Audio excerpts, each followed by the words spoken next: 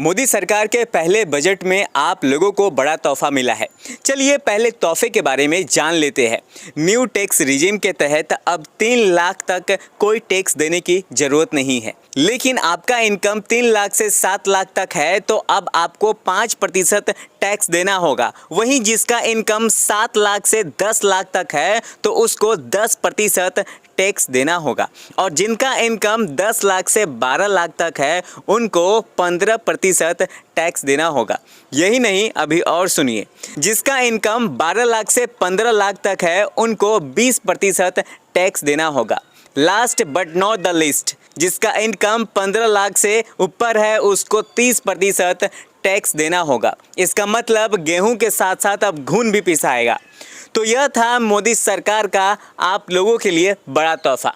आज 23 जुलाई 2024 को वित्त मंत्री निर्मला सीतारमण ने लगातार अपना 7वां बजट पेश की है। बजट में वित्त मंत्री ने कई ऐसे बड़े फैसले लिए हैं, लेकिन जो टैक्स पे करते थे उनकी जो उम्मीद थी वैसा कुछ भी नहीं हुआ है, या फिर यह कह सकते हैं कि उन लोगों पर उल्टा गाज गिर गया है। अब जो लोग टैक्स नहीं पे करते थे अब वो भी करेंगे। सबसे बड़ा झटका उन बच्चों पर लगा है जो बच्चे इंटर्नशिप करने के बाद उनका नौकरी 3 लाख से 3.5 लाख के बीच लगता था, अब उनको भी टैक्स पे करना होगा। मान लीजिए जिनका सैलरी साल का 3 लाख है वो तो टैक्स देने से बच गए, लेकिन जिनका सैलरी 3,10,000 भी है, समझिए वो टैक्स के दायरे में आ गए हैं। तो उनको अपने मेहनत की कमाई में से 5% निकाल कर सरकार को टैक्स के रूप में देना होगा, यानी भरना होगा।